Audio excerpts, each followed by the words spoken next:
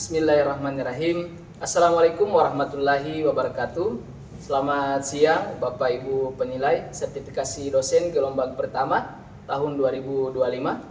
Perkenalkan, nama saya Maman Musa, salah satu dosen di program studi S1 Manajemen Fakultas Ekonomi dan Bisnis Universitas Bina Mandiri Gorontalo.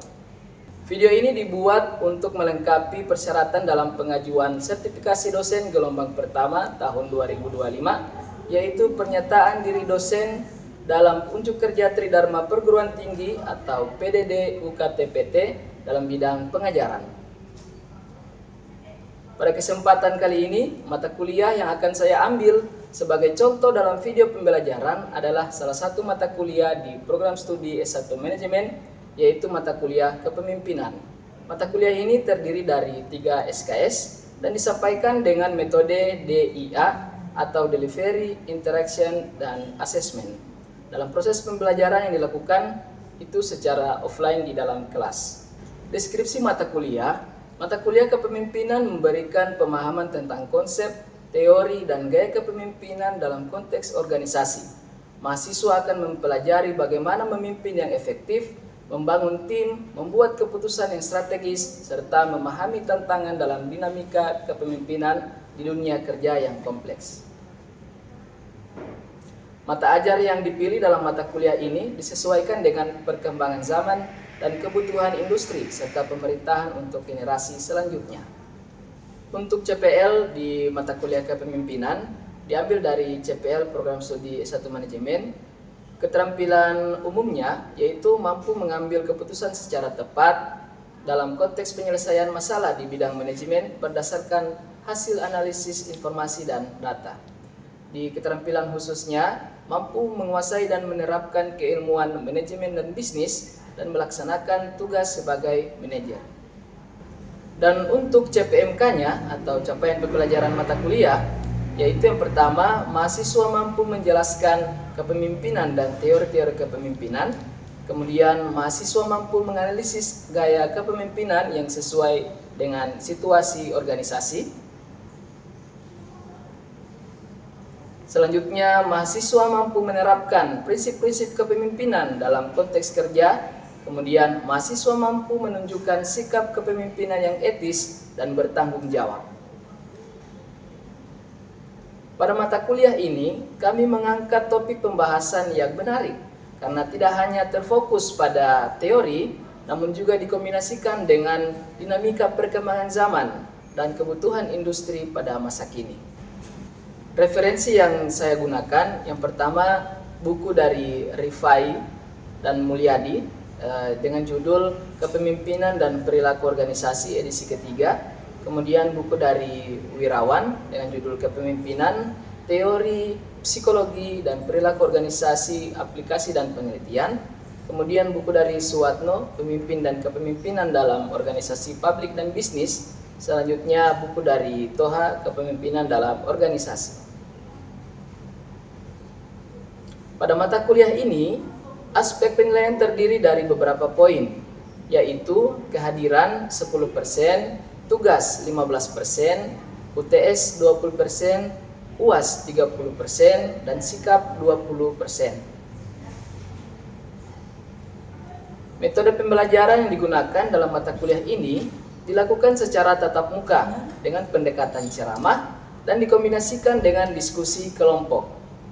Berikut ini merupakan contoh video pembelajaran yang akan digunakan pada proses pembelajaran secara offline berlangsung di dalam kelas. Selamat menyaksikan.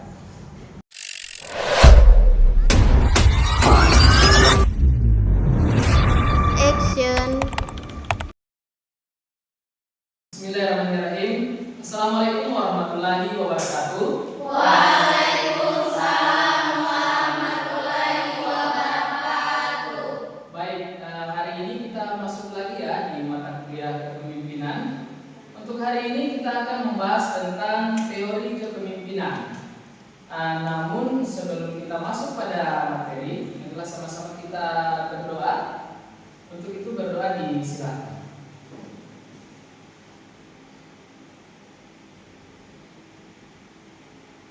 Berdoa selesai. Baik, hari ini kita akan masuk di teori kepemimpinan ya. Sebelumnya kan saya sudah jelaskan apa itu kepemimpinan.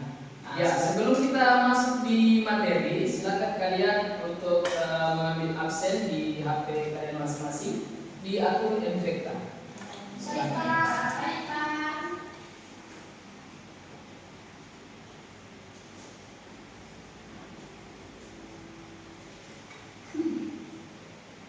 Oke, sudah ya?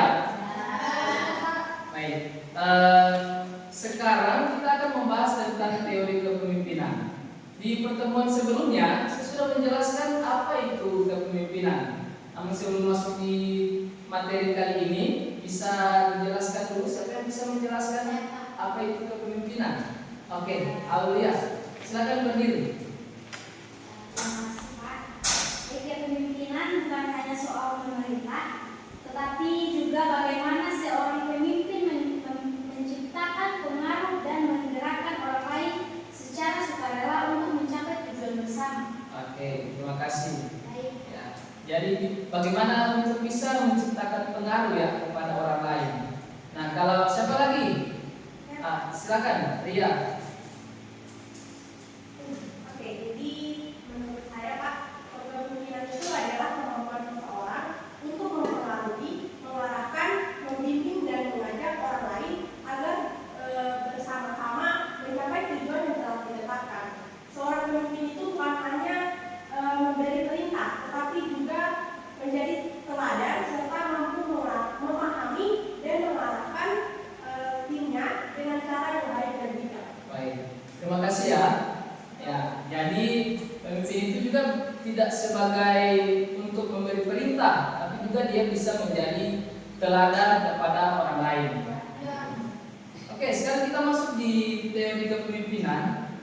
Di teori kepemimpinan ini, yang pertama kita akan membahas tentang Greatman Theory atau dinamakan dengan teori genetik.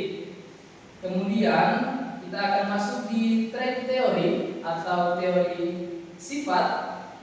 Selanjutnya ada behavior theory atau teori perilaku.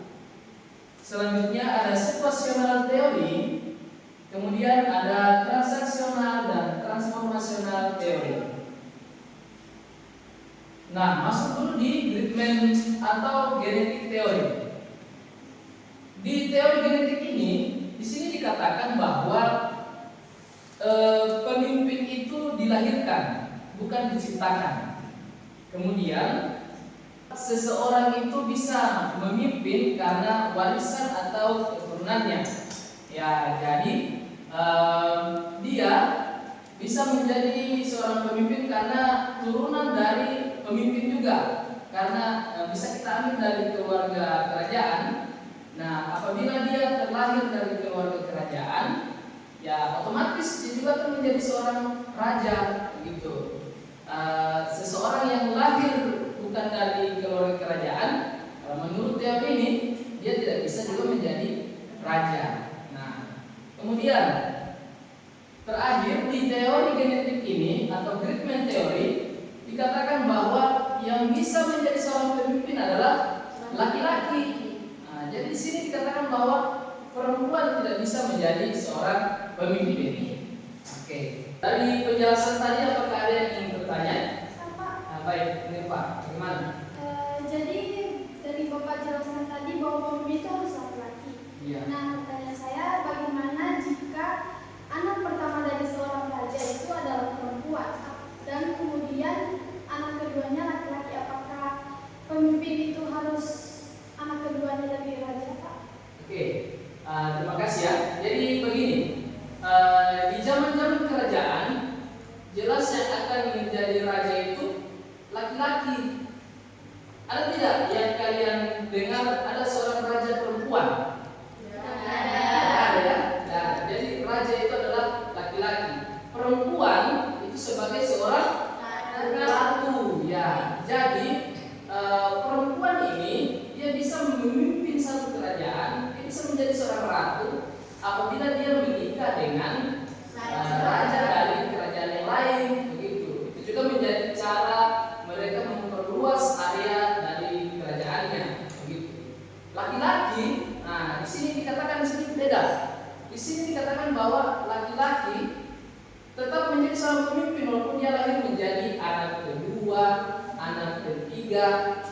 namanya dia terlahir dari seorang raja, walaupun dia anak kedua, tetap dialah yang akan naik tahta sebagai seorang raja, gitu.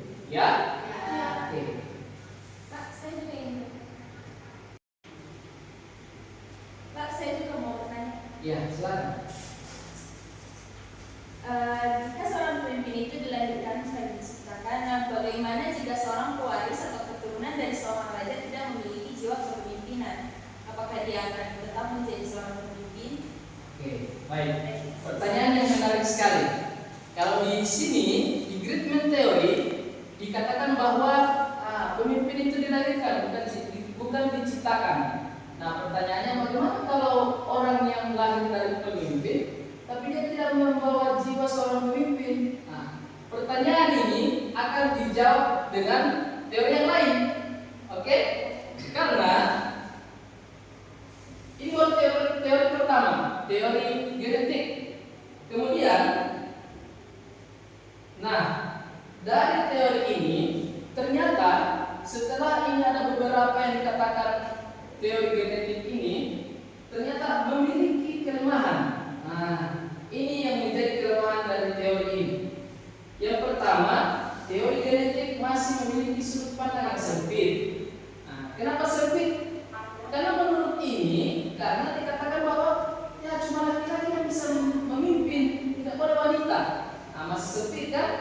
Kemudian, di sini juga dikatakan bahwa kalau kamu bukan anak seorang pemimpin, kamu tidak boleh jadi seorang pemimpin. Begitu. Menurut teori ini, jika kamu bukan anak seorang pemimpin, jika kamu anak seorang pekerja, ya jangan bermimpi menjadi seorang pemimpin. Gitu. Ya. Di teori selanjutnya ada yang dinamakan dengan teori sifat. Ya, di teori sifat ini, di sini dikatakan bahwa teori sifat ini ternyata membantah teori yang tadi, membantah teori genetik tadi. Di sini dikatakan bahwa sifat kepribadian, di sini dikatakan bahwa pemimpin itu merupakan sifat kepribadian baik secara fisik maupun psikologis. Ya. Kemudian dikatakan bahwa, pemimpin bukan saja bersumber dari bakat, tapi dari pengalaman dan hasil belajar. Karena tadi dikatakan bahwa di genetik teori dikatakan bahwa pemimpin itu merupakan bakat bawaan dari lahir. Nah, di sini dibantah oleh teori sifat yang mengatakan bahwa ternyata pemimpin itu, orang itu menjadi pemimpin tidak hanya menjadi bakat bawaan dari lahir, tapi juga dari pengalaman dan hasil belajarnya. Nah, kemudian kalau menurut Chester, pemimpin itu dilihat dari beberapa sifatnya. Nah, ini ada sifat-sifat pemimpin menurut Chester. Yang pertama, fisik. Ya, seseorang pemimpin itu harus dia dilihat dari fisiknya. Fisik yang bagaimana itu? Fisiknya, fisik pemimpin itu yang bagaimana? Contohnya tinggi. Jadi yang pendek kayak saya tidak bisa jadi pemimpin ya. Oke. Tinggi, kemudian tegap, ya, gagah, sehat, fisiknya kuat. Nah, itu. Kemudian kecakapan atau skill. Nah, seseorang itu harus memiliki kemampuan kecakapan yang lebih dari orang lain. Nah, dia bisa jadi pemimpin. Kemudian dia harus bisa menguasai teknologi. Ya, dia harus bisa menguasai teknologi yang makin lama makin maju. Dia harus bisa menguasai. Kemudian daya tanggap.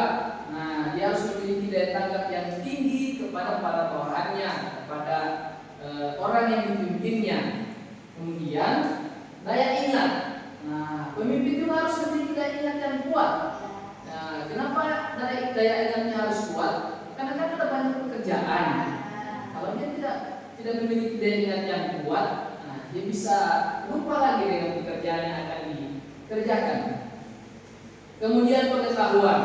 Seorang pemimpin harus memiliki pengetahuan yang lebih dari orang lain, harus yang lebih luas.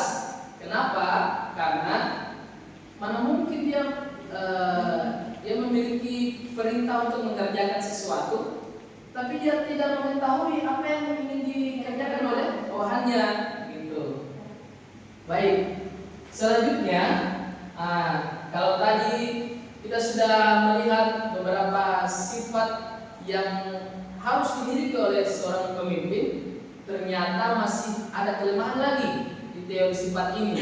Kelemahannya apa? Yang pertama, tidak mungkin ada seorang pemimpin yang memiliki keseluruhan sifat baik manusia. Tadi itu kan sifat baiknya kan semua, fisiknya harus bagus, kecakapannya, skillnya, kemampuan teknologinya, memiliki pengetahuan yang luas. Ini kelemahannya. Tidak mungkin ada seorang pemimpin yang memiliki keseluruhan sifat baik manusia, kecuali para nabi dan rasul menurut agama kepercayaan masing-masing. Yang kedua, tidak selalu ada relevansi antara sifat-sifat yang dianggap unggul dengan efektivitas kepemimpinan. Maksudnya ini bagaimana? Maksudnya begini, tidak selamanya efektif ketika seseorang yang memiliki tinggi badan yang tegap, suaranya yang bagus, tidak selamanya itu menjadi efektif ketika dia menjadi seorang pemimpin. Inilah yang menjadi kelemahan dari teori sifat. Kemudian dikatakan bahwa situasi dan kondisi tertentu yang ternyata memerlukan sifat tertentu pula dan berbeda dari yang lain. Jadi sini dikatakan bahwa ternyata memimpin organisasi atau memimpin seseorang itu tergantung juga dari situasi dan kondisi yang tertentu, begitu. Selanjutnya, kita masuk di teori perilaku atau behavior theory. Di sini dikatakan bahwa seseorang itu menjadi pemimpin dilihat dari perilakunya. Apakah perilakunya bisa mewakili sebagai seorang pemimpin? Itu kita lihat dari teori perilaku. Kemudian di teori perilaku ini kita akan membahas tentang teori X dan Y. Selanjutnya ada studi kepemimpinan dari Universitas Ohio, kemudian studi kepemimpinan dari Universitas Michigan. Oke, yang pertama ini ada teori X dan Y dari McGregor. Ini penemunya McGregor tahun 1960. Menurut teori X dikatakan bahwa manusia atau orang-orang itu dianggap sebagai pemalas.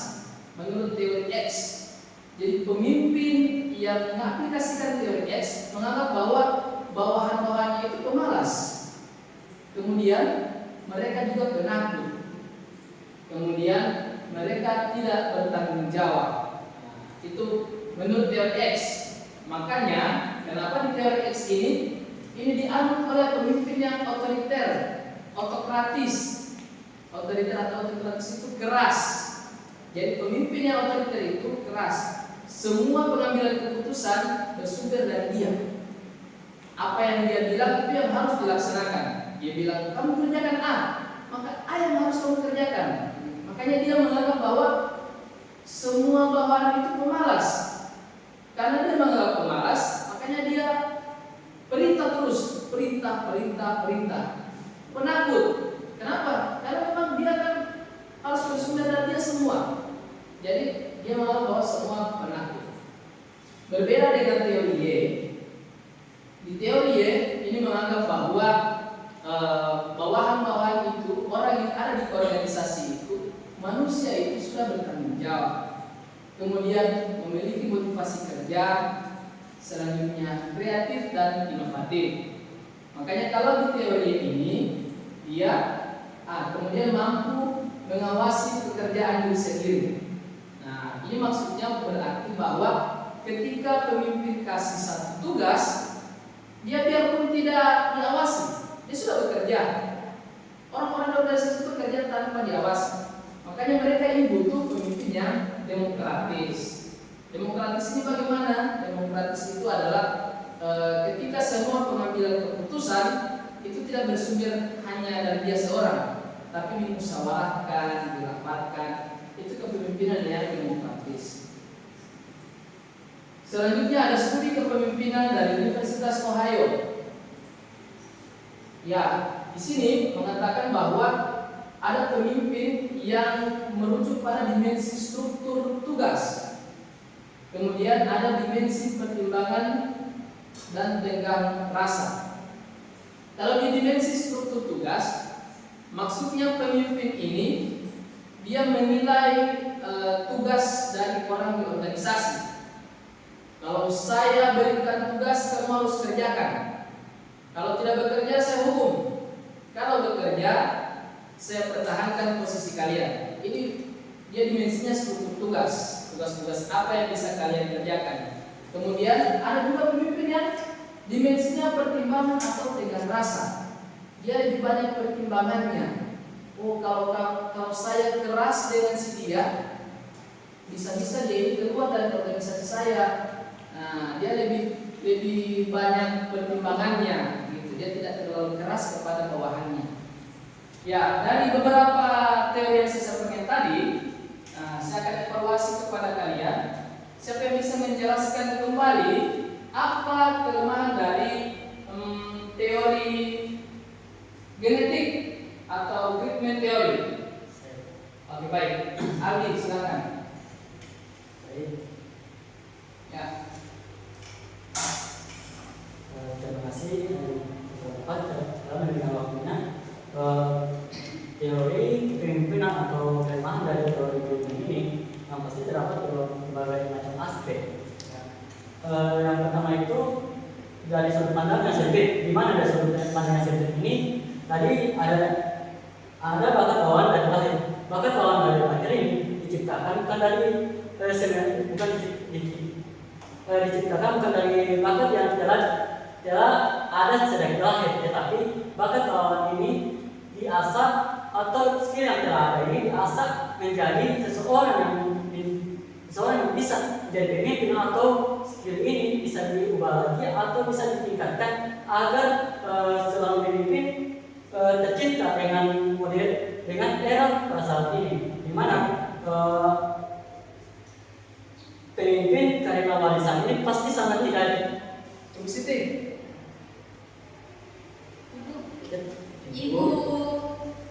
Mau ulang dia. Ya, dari beberapa teori yang saya sampaikan tadi, saya akan evaluasi kepada kalian. Siapa yang bisa menjelaskan kembali apa yang menjadi kelemahan dari teori genetik? Ayo, oke, Ali silakan. Goodman atau genetik teori ini mempunyai kelemahan di mana sudut pandang yang sempit. Kita bisa mengambil contoh di sini adalah laki-laki, di mana dalam sudut pandang yang sempit ini seorang pemimpin itu tidak harus laki-laki tetapi bisa perempuan. Dan ada juga bukan anak pemimpin yang berarti kita tidak bisa menjadi pemimpin. Oke, baik. Sudah? Itu saja? Oke, ya, jadi menurut Ali itu bagus sekali kelemahannya itu. Ternyata Pak, tidak harus laki-laki yang bisa jadi pemimpin, wanita juga, perempuan juga bisa jadi pemimpin. Ya, makanya tadi dibantahlah teori genetik tadi, terbantahkan oleh teori sifat, ada teori perilaku, begitu. Nah, kemudian siapa yang bisa menjelaskan kembali kelemahan dari teori perilaku? Saya, Pak. Oke, silakan. Kalau dari saya, Ya, jadi dikatakan oleh Adi tadi bahwa kelemahannya ini Pak, karena tidak hanya laki-laki yang bisa jadi pemimpin, perempuan juga bisa jadi pemimpin. Ya, makanya tadi sudah dibantah oleh teori sifat, teori perilaku dan yang lainnya, ya kan? Ya. Jadi sekarang siapa lagi yang bisa menjelaskan kelemahan dari teori perilaku? Baik, silakan, Rika. Kalau dari saya, kelemahan teori perilaku itu kurang memperhatikan karakteristik individu pemimpin, misalnya memberi perintah atau memberi motivasi dan mendengarkan. Oke. Ya, jadi kurang memperhatikan karakteristik dari seorang pemimpin ya. Oke, siapa lagi yang bisa menjelaskan kelemahan dari teori sifat? Baik, silakan. Iya. Untuk kelemahan dari teori sifat itu yang saya tahu tidak bisa memprediksi perilaku, memprediksi perilaku secara akurat karena perilaku nyatanya seringkali dipengaruhi oleh banyak faktor selain sifat seperti emosi dan tekanan sosial. Jadi kalau hanya mengandalkan sifat seringkali tidak cukup untuk memprediksi tindakan seseorang. Oke, baik, jawaban yang sangat bagus. Jadi karena hanya bertumpu pada sifat itu tidak akan bisa memprediksi perilaku dari seorang pemimpin. Oke, dari beberapa teori tadi, siapa yang bisa menyimpulkan teori-teorinya?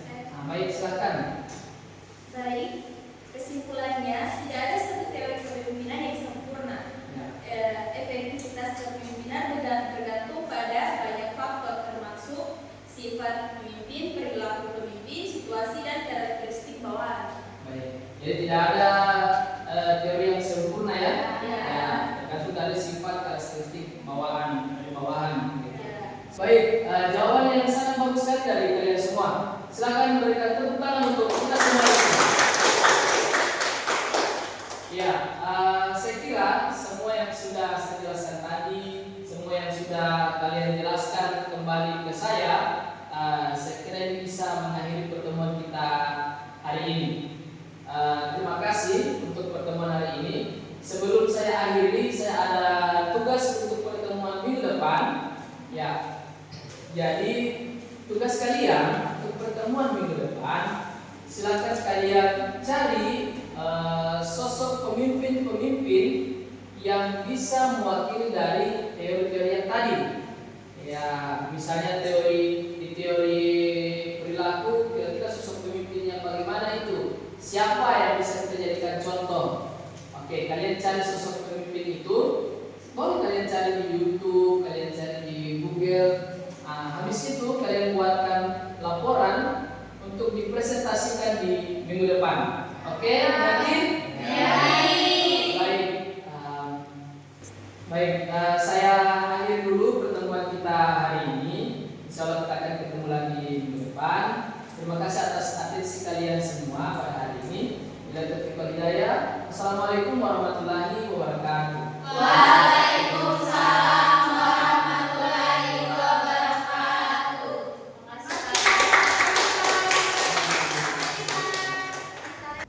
Sekian video pembelajaran dalam mata kuliah kepemimpinan pada program studi S1 Manajemen Fakultas Ekonomi dan Bisnis Universitas Bina Mandiri Gorontalo. Semoga bisa menjadi bahan pertimbangan yang baik dalam proses pengajuan sertifikasi dosen gelombang pertama tahun 2025. Terima kasih. Billahi taufiq wal hidayah. Wassalamualaikum warahmatullahi wabarakatuh.